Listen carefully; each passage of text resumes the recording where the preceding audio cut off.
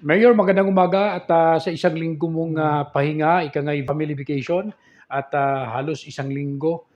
Kumusta Mayor? Dahil yung pagbalik mo, napasaba ka na sa daming mga kausap at siyempre ngayon, yung Mm. usapin ngayon, yung tapusan dito sa Barangay Bantilan na medyo magkaiba Oo. ang panig at reaksyon ng Ah, ating mga kababayan. Ano po ang pahayag niyo po rito, Mayor? Una nga, ayun nga, mahigit isang linggo tayong wala dahil, nag-file ako ng vacation leave. Ito ay dahil, February pa lamang ay, naimbitahan na ako ng aking pamilya at graduation ng aking dalawang, chikiting. So, amin munang inilabas. Ako po ay, lumabas ng bansa, dito lamang naman sa Asia at, inilibot ko yung aking mga anak kasama ng aking, misis at, pamilya. So, pagbalik ko nga ngayong, umagang-umaga dito sa Infanta ay, sinalubong tayo ng mga, komentaryo at, mga tanong. Unang-una, meron bang ordinansa ang bayan ng Infanta na nagpapatigil ng tapusan pagsapit ng 10:00? Hmm. Unang-una, wala pong gano'ng batas, wala pong ganoong ordinansa dito sa bayan ng Infanta. So, mali yung nabasa ko doon sa, isang pagtatanong, wala pong gano'ng ordinansa sa bayan natin. Mayroon yung order ng DILG, pinakuha ko nga ulit yung kopya, itong nilabas noong April 8, itong encouraging the enactment of local ordinances for safer cities. Ah, May mga binigay na proforma si Secretary John B. Crimolia. Pero hindi po ito yung ordinansang existing natin. Ang meron tayo sa video okay. Ngayon, pagdating po naman dito sa order na binigay, meron po dito nakalagay na audio devices. So marahil ito po yung naging batayan kung bakit po nagkaroon ng ganoong pagpapahinto ang barangay official. Dahil talaga pong magiging compliant ang barangay official. Yun lamang kanina niliwanag ko din yung issue bakit may pulis po doon. Ang paliwanag po sa akin ng kapulisan at paliwanag po sa akin din ng barangay, mayroon daw po nakarating na reklamo na mayroong gulo na nangyari doon sa Bantilan. Kaya pinuntahan po ng mga kapitan. Pinuntahan po ng mga pulis. Pero wala naman daw ganoong gulong nangyari. So, kaya may presence ng pulis doon sa area. Yun po ang paliwanag sa atin. So, pinapaalam lamang din natin na talagang ngayong umaga ko lamang din nalaman dahil nga pag out of the country po tayo ay officially nare-relinquish tayo doon sa ating katungkulan. So wala po akong impormasyon, wala rin po tayo na ganoong mga direktiba na hindi po tayo pwedeng mag-utos ng pulis para po sa ganoong klase po ng activity. So yun yung mga nangyari.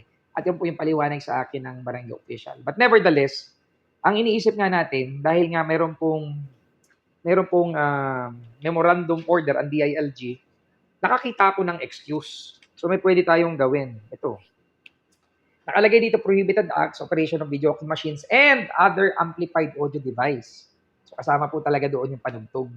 Hindi naman pinagbabawalan ang sumayaw hanggang madaling araw. Pero ang problema, pangit naman sumayaw kung walang tugtog.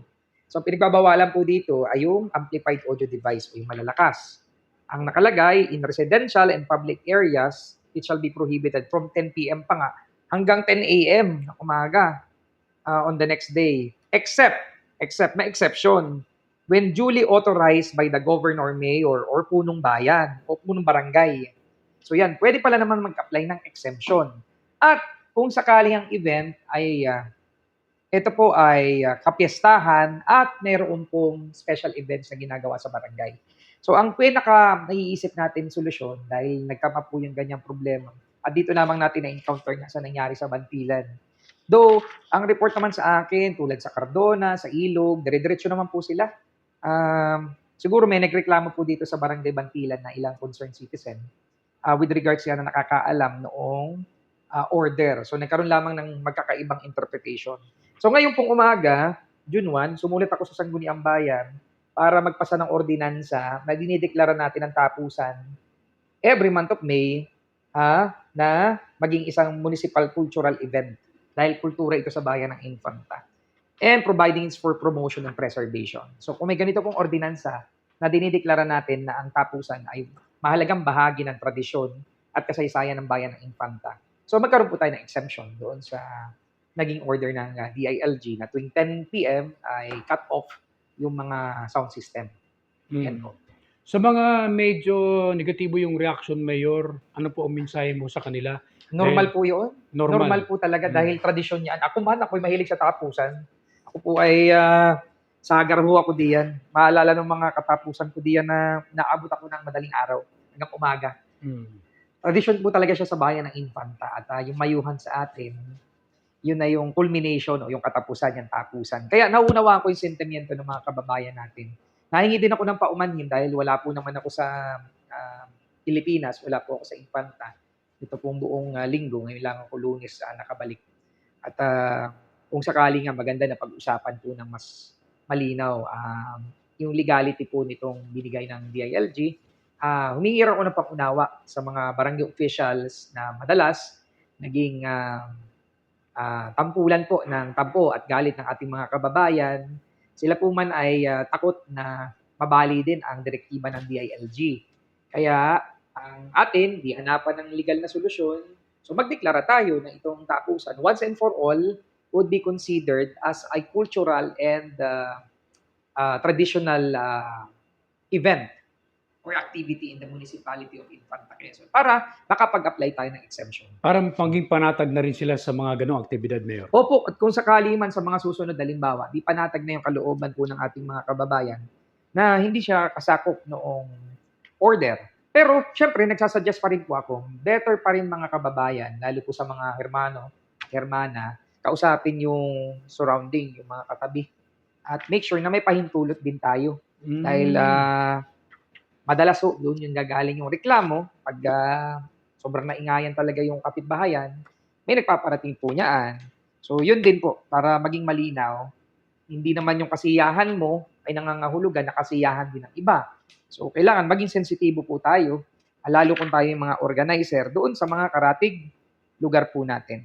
So, yun po ang, kumaga, magandang pamarisan din ng ibang bayan. May mga nagtatanong po, bakit daw sa Infanta lang ito? Hindi po. National directive po yan ng DILG. Nagkataon, ang ipagpasalamat natin, compliant yung ating mga barangay official.